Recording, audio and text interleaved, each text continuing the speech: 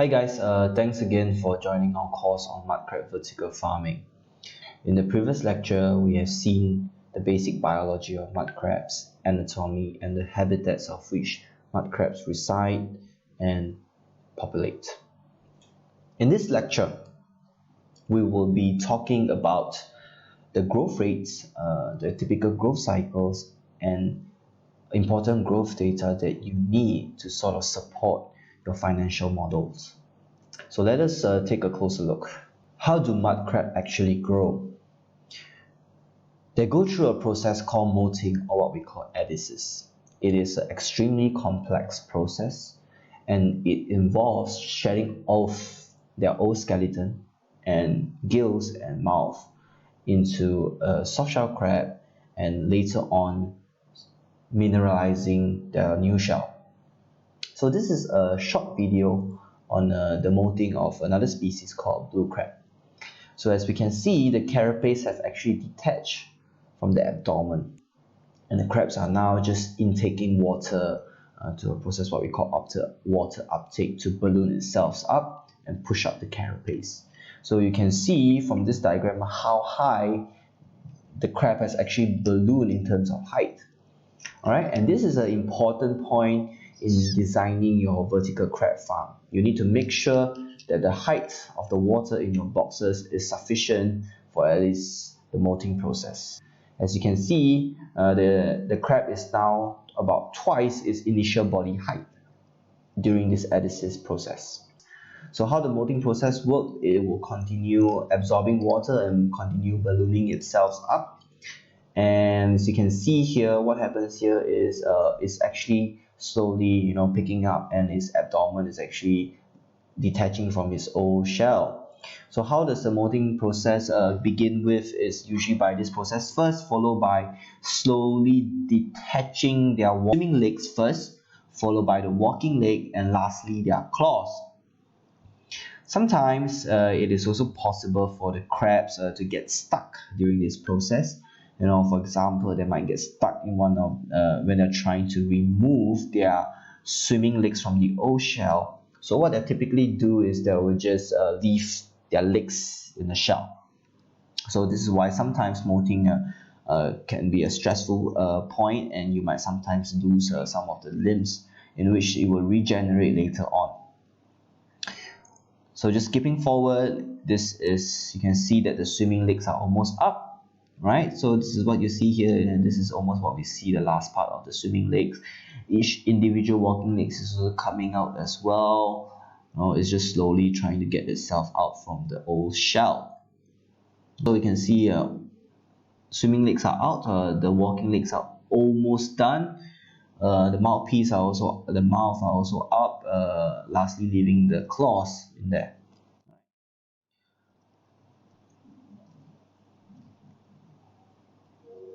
Alright, so he's almost there. Okay, so this guy is fully out from his old shell.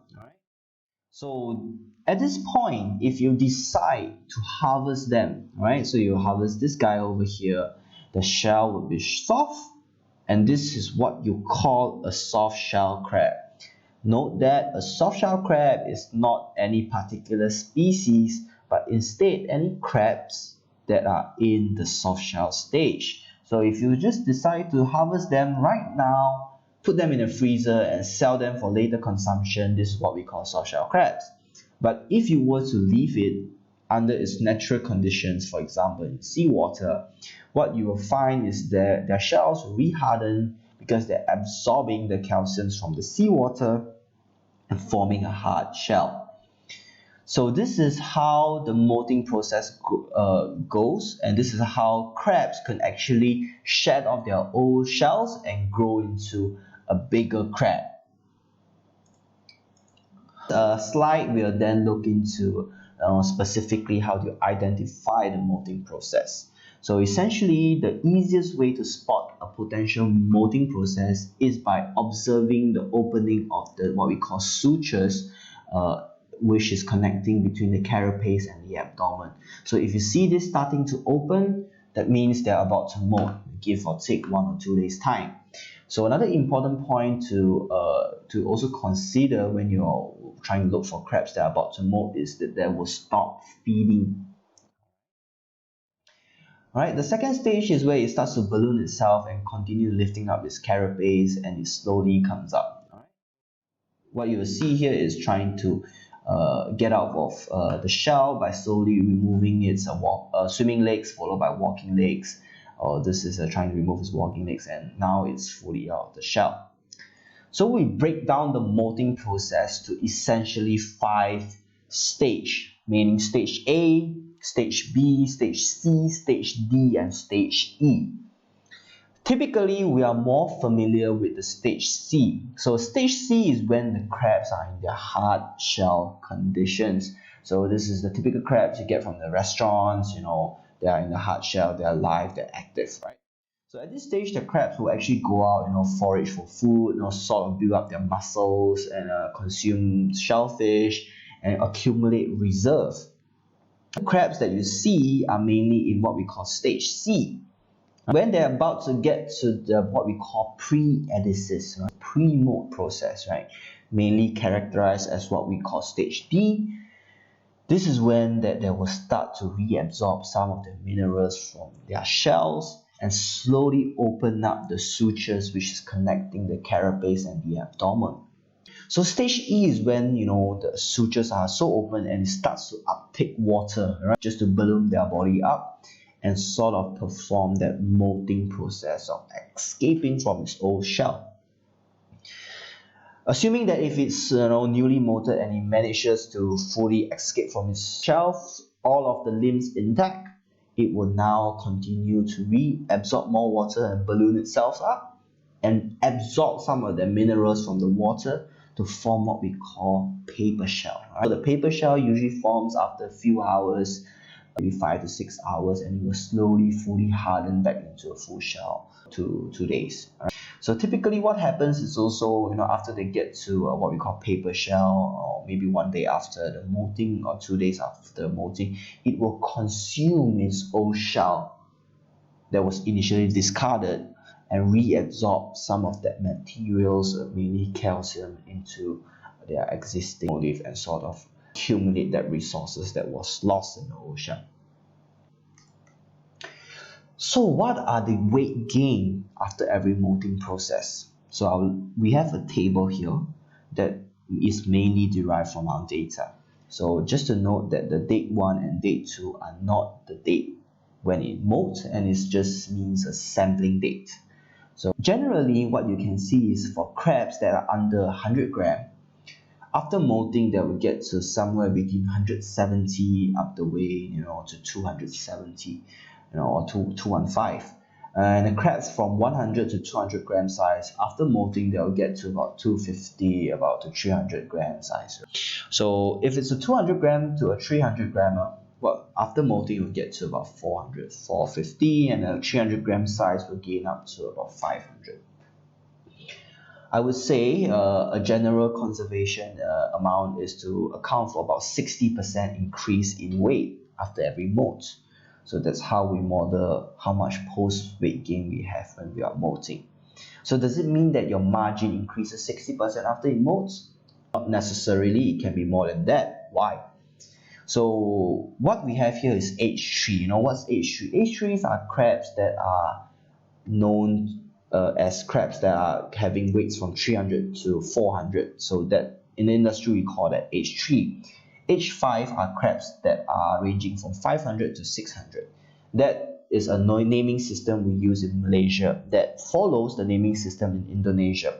If you are in, for example, Philippines, you probably work with the naming system called M1, M2, OS1, OS2. Right? So different countries have different naming system. So what happens if you molt from a 300 grammer to a 500 grammer?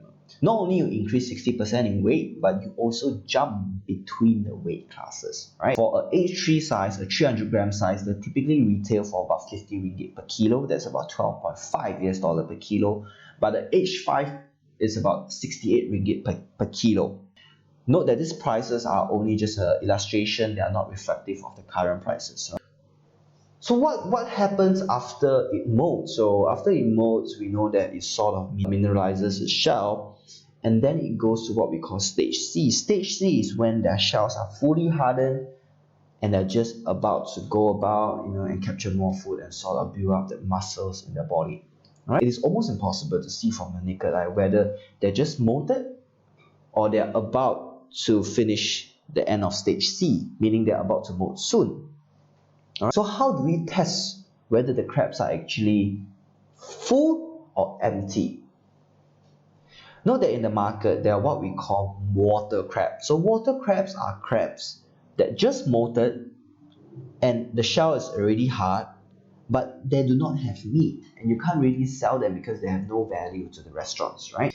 On the other hand, what we call meat crabs are crabs that have actually molted, foraged for food, started feeding, and built up efficient and strong muscles in their bodies, and this is what we call meat or full crabs, and they are ready to be sold to the customers, right? So how do we grade between water crabs that are just molted, have a hard shell, and how do we find out crabs that have what we call full crabs? So we use what we call the grading method. It's mainly by pressing onto their shells and mainly their carapaces and the abdomen by detecting for shell flags.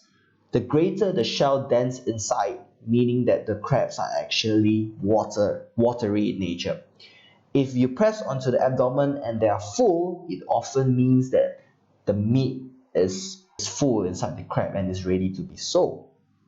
So this is a short video on how do you grade crabs. In the Australian mud crab grading scheme, we use letters A, B and C to describe the hardness of the shell. The hardness of a mud crab shell gives you a good indication whether they're full of meat inside or not. For females, we do not test the bottom of the shell because it's mainly made up of the flap. We test the top of the shell only by pressing firmly, checking for areas of softness or flex. In the C grade, it's soft, but it also has a clicking noise. That is a C grade, would indicate that it's not full of meat. For the B grade, testing the top of the shell by pressing firmly. As you can see, it's solid in the center, but as you work your way up, you can see that there are areas of softness or flex on the shell. For the A grade, testing all over. In the center, very firm. As you move your way out, still solid. This is an A grade and is likely to have a full body of meat. For the males, we test both bottom and the top.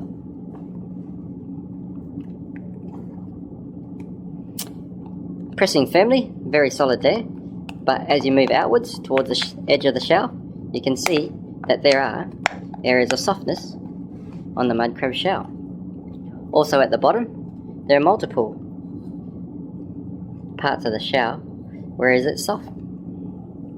That is a C grade, indicating that it would not be full of meat. The B grade, testing the top of the shell, very firm. The bottom of the shell, most parts are solid, but you will find, for example, areas like this spot here, where there is flex in those segments. That is an indication that it too is not completely full of meat. Therefore, it is a B grade. The A grade, firm all around the top of the shell, in the center and towards the edge, and at the bottom, firm all around on all these segments. As with the females, we do not need to test the abdominal flap, as there is no meat underneath either of them. So the next popular question I often get from a lot of my students are, how long does it actually takes to grow a mud crab? Before we look in the pond setting or even the vertical farm setting, let's talk about what happens in the wild, right? So this is from East Africa, mainly Kenya. As you can see, this is a plot between wet weight, meaning the weight of the crab, versus the age. How long does it take for a crab to reach 500 grams? So if I look at this chart and just draw a line down, it takes it almost about a year. Alright, that is pretty slow, right? Luckily, in this paper, he actually mentioned that the Southeast Asian breed, mainly the breed from Vietnam, from Philippines, from culturing Celia serrata, is about 70 to 80% faster than the breed in East Africa per se. So typically what we see in the market is being able to grow 0 to 500 grams in about 5 months or so. So I've also spoke to a lot of specialists in the market that have also given us some sort of benchmark on how the growth rate is likely to be like in a pond, for example. So this is from Dr. Colin Shelley, which is the famous author from the FAO. So he actually gave us a benchmark from 300 to 700 grams into the 3 months. So that's a 400 gram incremental in about 90 days, giving us a value, a growth rate of about 4.4 grams a day. So what about if we look into more papers and more data out there in the market, right? So this is extracted from a paper, and we will take a look at its individual growth rate. So we can see over here, somebody in the Philippines were trying to do it in a pond. They stocked the pond with 14 grams up the way, harvesting at 215 grams. They did it about 131 days. So as you can see, the average growth rate is 1.5 grams per day. So let's look at something else. This guy is culturing in Philippines, mainly Celia serrata and Celia truncoberica in a pond setting, stocking at about 9.2 grams per day, mainly crablets, and they harvest at about 391 grams in 122 days. On average, they were growing it at about 3.12 grams per day. So let's look at somebody from Malaysia which claims to be able to do 250 grams to 400 grams a day in 30 days, which is an average of 4.92 grams per day. Alright, so there's somebody who's even faster. They could do it in cages, 315 grams to 425 grams per day in only 21 days. That's like 5.15 grams per day. So what is the take from this? I would say the average is somewhere between 2.5 to sort of 4 grams per day, right? So that's what we call the industrial average, right? So being better than the industrial average, meaning, on the upper limit, you're looking at about 5 grams per day. Whereas on the lower limit, you're looking at about 1.09 to about 1.5 grams per day. Alright, so this is a useful tool to try to understand where most likely are you going to experience what sort of growth curve. If you're conservative, you can model your business model to about 2.5 grams a day. You're a bit optimistic, you can do about 4 grams per day.